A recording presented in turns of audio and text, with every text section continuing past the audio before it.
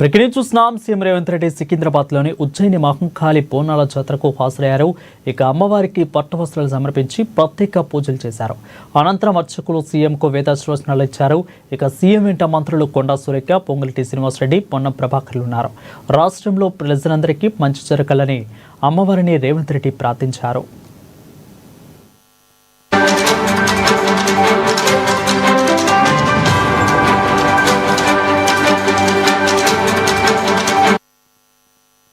ఇక మహాకాళి బోనాల జాతర ఘనంగా సాగుతుంది. ఆలయమంత భక్తులకు ఇబ్బంది లేకుండా 6 క్యూలను ఏర్పాటు చేశారు. అమ్మవారిని దర్శించుకునేందుకు భక్తులు భారీగా తరలివస్తున్నారు. ఇక నేడు బోనాలు, పలహార పండ్ల ఊరేగింపు, 14న రంగం, అదేవిధంగా పోతరాజుల కావు, అంబరిపై అమ్మవారి ఊరేగింపు జరగనుంది. అయితే ఇక ఆలయ పరిసరాల్లో పోలీసులు పటిష్ట బందోబస్తును ఏర్పాటు చేశారు.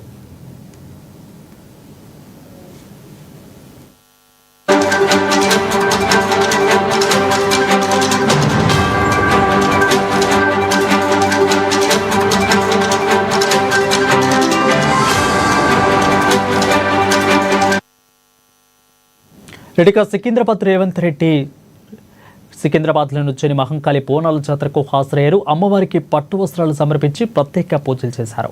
ఇక అనంతరం అర్చకులు సీఎం వేదాశ్వాసనాలు ఇచ్చారు. ఇక సీఎం వెంట మంత్రులు కొండా సురేఖ, పొంగులేటి శ్రీనివాసరెడ్డి, పొన్నం ప్రభాకర్లు ఉన్నారు. రాష్ట్రంలో ప్రజలందరికీ మంచి జరగాలని అమ్మవారిని రేవంత్ రెడ్డి ప్రార్థించారు. దీనిపై మరింత సంవత్సరం సికింద్రాబాద్ మహంకాళి బోనాల జాతర నుంచి మా ప్రతినిధి భవిత లైవ్ ద్వారా అందిస్తారు. భవిత చెప్పండి, ప్రస్తుతం అక్కడ ఏ విధంగా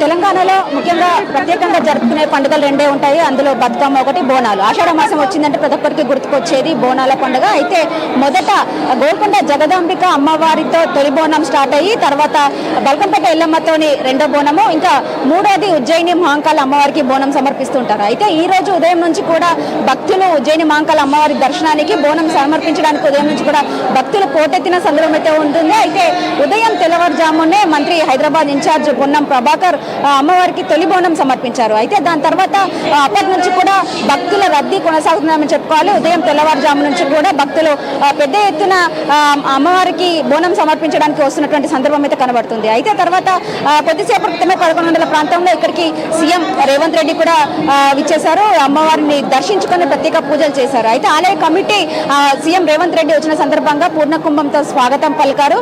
వాళ్ళను ఘన స్వాగతం పలికి అమ్మవారి ఆశీర్వచనం ఇచ్చి ప్రత్యేక పూజలు నిర్వహించారు. పట్టు వస్త్రాలను కూడా సీఎం రేవంత్ రెడ్డి సమర్పించిన సందర్భం అయితే ఉంది. అయితే వారితో పాటు కూడా ఇతరత్ర మంత్రులు కూడా ఇక్కడికి వచ్చారు. వాళ్ళతో పాటు పొన్నం ప్రభాకర్, అడ్లూరి లక్ష్మణ్తో పాటు పొంగులేటి శ్రీనివాసరెడ్డి, దేవాదాయ శాఖ మంత్రిగా ఉన్నటువంటి కొండా సురేఖ కూడా వచ్చారు. కొండా సురేఖ బంగారు బోనం సమర్పించారు. అయితే వాళ్ళతో పాటు కొంతమంది ఎమ్మెల్యేలు కూడా వచ్చి ఇప్పటికే అమ్మవారి ఆశీర్వచనాలు తీసుకున్నారు. ప్రత్యేక పూజలు కూడా నిర్వహించిన సందర్భం అయితే కనబడుతుంది. అయితే ఉదయం నుంచి కూడా ఈ యొక్క భక్తుల కోలాహలం అయితే కొనసాగుతుందని చెప్పుకోవచ్చు. ఆలయ ప్రాంగణాలు కూడా మొత్తం పూర్తి స్థాయిలో పూల అలంకరణతో నిండిపోయిందని చెప్పుకోవచ్చు. చూడొచ్చు, ప్రత్యేకంగా కూడా అమ్మవారి ఆలయాన్ని కూడా పూలతో అమ్మవారి రూపంతో అలంకరించినటువంటి సందర్భం అయితే ఉంది.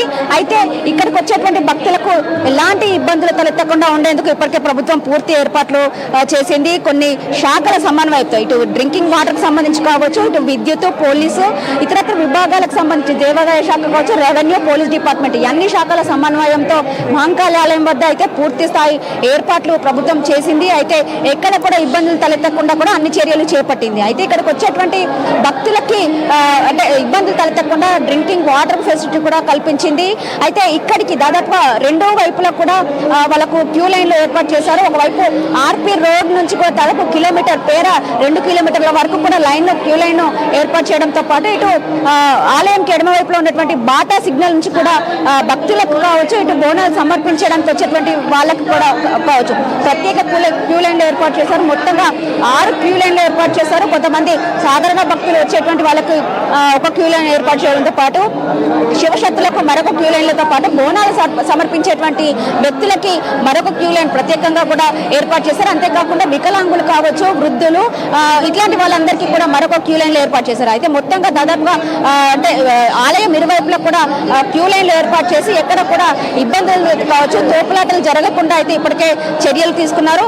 అదేవిధంగా భక్తులు కూడా వాళ్ళ యొక్క అంటే బోనాలు సమర్పిస్తూ ఆలయంకి వచ్చి దర్శనం చేసుకున్నటువంటి సందర్భం అయితే ఉంది. అయితే ఈసారి అంటే గతంలో జరిగినటువంటి అంటే మిస్టేక్స్ కావచ్చు, గతంలో జరిగినటువంటి ఇబ్బందులు పునరావృతం కాకుండా ఉండేందుకు గాను ఇటు ప్రభుత్వంతో పాటు ఆలయ కమిటీ కూడా చర్యలు తీసుకుంది. ముఖ్యంగా ఏదైతే ఆలయ కమిటీకి అంటే ఏదైతే అమ్మవారిని దర్శించుకోవడానికి జోగినీలు వస్తుంటారో అయితే బోనం కూడా వివిధ రకాలుగా అలంకరణతో కూడా జోగినులతో పాటు సాధారణ భక్తులు కూడా బోనం సమర్పించడానికి వస్తున్నటువంటి నేపథ్యం అయితే ఉంది. అయితే జోగినులు ప్రతిసారి వచ్చినప్పుడు చాలా మంది భక్తులు అంటే వాళ్ళను చూడడానికి ఎంతో మంది తరలి రావడంతో పాటు కొంత చిన్న పిల్లలు ఉన్నటువంటి సందర్భంలో కూడా తొక్కిసలాటలు జరగడము, మరికొన్ని అంటే ఇబ్బందులు తలెత్తేటువంటి సందర్భం అయితే ఉండేది. అయితే ఈసారి అలాంటి ఇబ్బందులు తలెత్తకుండా కూడా జోగినులకు స్పెషల్ గా అంటే వాళ్ళకి క్యూ లైన్లు ఏర్పాటు చేయడంతో పాటు వాళ్ళకి ఒక టైం కేటాయించారు. మధ్యాహ్నం 1 గంటల నుంచి 3 గంటల వరకు జోగినులు ఎవరైనా కూడా వాళ్ళ యొక్క బోనం సమర్పించడానికి ఆలయానికి రావాలని చెప్పేసి ఇప్పటికే ప్రభుత్వం కూడా ప్రత్యేక చర్యలు తీసుకుంది. అయితే ఈ నేపథ్యంలోనే మధ్యాహ్నం 1 గంట నుంచి కూడా జోగినీలందరూ కూడా వాళ్ళ యొక్క బోనం సమర్పించడానికి ఆలయానికి అయితే ఒక్కొక్కరుగా అయితే వస్తున్నటువంటి సందర్భం అయితే కనబడుతుంది. అయితే ముఖ్యంగా అమ్మవారికి సమర్పించేటువంటి బోనం మనం తినేటువంటి భోజనాన్నే అంటే వాళ్ళు ఒక నైవేద్యం రూపంలో అమ్మవారికి సమర్పిస్తారు కాబట్టి దాన్ని బోనంగా పరిగణిస్తుంటారు. మనం చూడొచ్చు భక్తులు అంటే పూర్తి స్థాయిలో అంటే సాధారణ భక్తులకు క్యూ లైన్తో పాటు మధ్యలో ఉండేటువంటి లైన్లో అమ్మవార్లకి అంటే ఏదైతే బోనం సమర్పించడానికి వస్తుంటారో వాళ్ళకి ప్రత్యేక క్యూ లైన్ ఏర్పాటు చేశారు. దాని తర్వాత ఇంకా కొంతమంది అంటే ఎవరైతే హ్యాండ్ క్యాప్డ్ కావచ్చు, వృద్ధులు కావచ్చు, ఇలాంటి వాళ్ళు ఎవరైతే ఉంటారో వాళ్ళందరికీ కూడా ప్రత్యేక క్యూ లైన్లు ఏర్పాటు చేశారు. అయితే మనం చూడొచ్చు అంటే చిన్న వాళ్ళ నుంచి కూడా పెద్దవాళ్ళ వరకు కూడా ఈ బోనం సమర్పించడానికి ఎంతో ఇంట్రెస్ట్ చూపిస్తుంటారు. చాలా మంది కూడా మహంకాళి అమ్మవారిని దర్శించుకోవడానికి వస్తున్నటువంటి నేపథ్యం ఉంటుంది. అయితే జనరల్గా అయితే బోనాలు అంటే ఈ ఆషాఢ మాసంలో వచ్చేటువంటి బోనాలు మాత్రం అంటే వర్షాకాలం వచ్చినప్పుడు సాధారణంగా సీజనల్ వ్యాధులు సంభవిస్తుంటాయి. కలరా, టైఫాయిడ్ ఇలాంటి సీజనల్ వ్యాధులు సంభవించకుండా ఉండేందుకు అమ్మవారికి బోనం సమర్పించడంతో పాటు కాలంలో వర్షాలు బాగా పాడి పంటలు సమృద్ధిగా పండి అందరూ ప్రతి ఒక్కరు రాష్ట్ర ప్రజలందరూ కూడా అంటే సుఖశాంతులతో ఉండడానికి అమ్మవారికి అంటే అమ్మవారు అందరినీ చల్లంగా చూడాలని చెప్పేసి కూడా ఈ నైవేద్యం అయితే సమర్పిస్తుంటారు. అయితే మొత్తానికి ఉదయం నుంచి కూడా ఈ యొక్క భక్తుల కోలాహలం అయితే కొనసాగుతుందని చెప్పుకోవచ్చు. అందరికీ ప్రత్యేక క్యూ లైన్లు ఏర్పాటు చేసి ఎవరికి ఇబ్బందులు తలెత్తకుండా అయితే ఈ ఏర్పాట్లు అయితే జరిగినాయి అనేసి మనం చెప్పాలి. Right. Thank you, Bhavita, for the clear updates. Tirumala Revanth Reddy గారికి దేవస్థానం తరఫున స్వాగతం సుస్వాగతం.